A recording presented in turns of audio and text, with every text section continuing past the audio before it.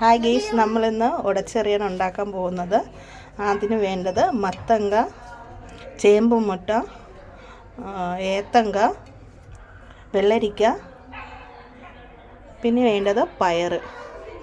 അപ്പോൾ നമുക്കിത് രണ്ടും കൂടെ കുക്കറിലിട്ടൊന്ന് അവിച്ചെടുക്കാം. നമ്മൾ കുക്കറിലോട്ട് പയറും പച്ചക്കറികളും മഞ്ഞൾപ്പൊടിയും ഉപ്പുമായിട്ടിട്ടു. ഇനി നമുക്കൊന്ന് വേവിച്ചെടുക്കാം. ഉടച്ച കറിയിലോട്ട് ചേർക്കാനുള്ള തേങ്ങ ഒന്ന് വറുത്തെടുക്കാം. തേങ്ങ വറുക്കുകയാണ്. ചെറിയ എണ്ണ ഒഴിച്ച് തേങ്ങ നല്ല രീതിയിൽ ചുവക്കുന്ന രീതിയിൽ മൂപ്പിച്ചെടുക്കണം.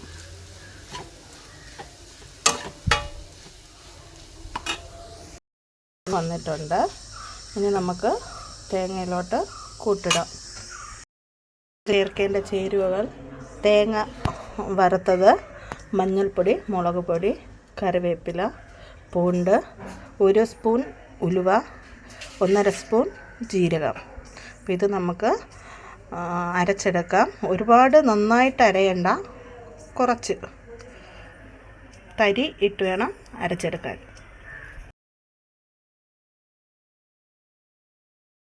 അങ്ങനെ ആയിട്ടുണ്ട്. നമുക്കിതിലോട്ട് അരപ്പ്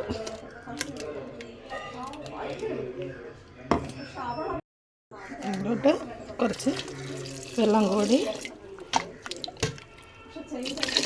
ഊറ്റി കൊടുക്കാം.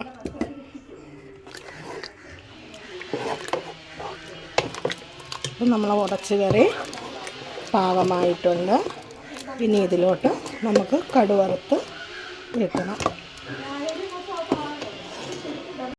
ഇതിലോട്ട് കുക്കറിപ്പോൾ തിളപ്പിക്കാൻ വെച്ചിരിക്കുകയാണ്. അരപ്പ് ഒഴിച്ചതിന് ശേഷം തിളയ്ക്കാൻ വേണ്ടി ഒന്ന് വെച്ചിരിക്കുകയാണ്. ഇനി നമുക്കൊന്ന് കടുവറുത്തൂടെ ഒഴിക്കണം.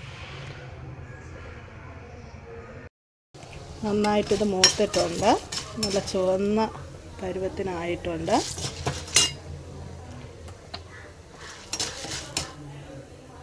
ഇനി നമുക്കിതിനോട്ടിനെ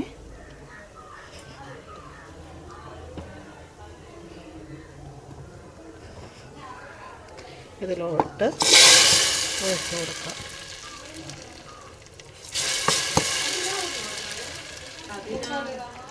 ഇതിലോട്ട് ഒഴിച്ച് കൊടുത്തിട്ടുണ്ട്. ഇത് നല്ലോണം തിളച്ചു. അപ്പം നമ്മുടെ കറി റെഡി ആയിട്ടുണ്ട്. അപ്പം എല്ലാവരും ഒന്ന് ചെയ്ത് നോക്കണം.